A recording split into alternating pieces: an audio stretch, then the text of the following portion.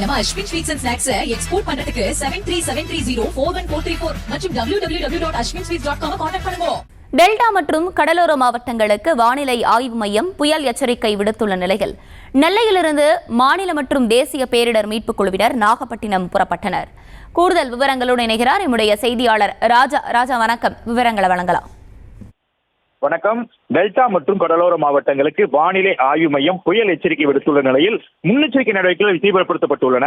இதன் ஒரு பகுதியாக திருநெல்வேலி மாவட்டத்தில் தங்க வைக்கப்பட்டிருந்த மாநில மற்றும் தேசிய பேரிடர் மீட்பு படைகள் நாகப்பட்டினம் நோக்கி புறப்பட்டுள்ளனர். திருநெல்வேலி மாவட்டத்தில் தற்காலிகமாக முகாமிட்டிருந்த மாநில பேரிடர் மீட்பு படையினர் சேர்ந்த 25 பேர் கொண்ட குழுவினர் மாவட்டத்திற்கு மழை பாதிப்பு இல்லை என வானிலை மையம் தெரிவித்ததை அடுத்து இன்று நாகப்பட்டினம் நோக்கி அனுப்பப்பட்டனர். இதைத் தொடர்ந்து காவல் ஆய்வாளர் ரமேஷ் தலைமையில் செயல்பட்டு வந்த தேசிய பேரிடர் மீட்பு படையை NDR சேர்ந்த 30 பேர் கொண்ட குழுவும் இன்று நாகப்பட்டினம் நோக்கி பயணம் தொடங்கியுள்ளது.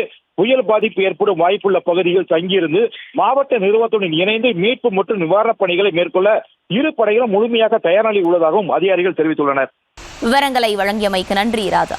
நம்ம Ashwin sweets and snacks export பண்றதுக்கு 7373041434 மற்றும் www.ashwinsweets.com கான்டாக்ட் பண்ணுங்க.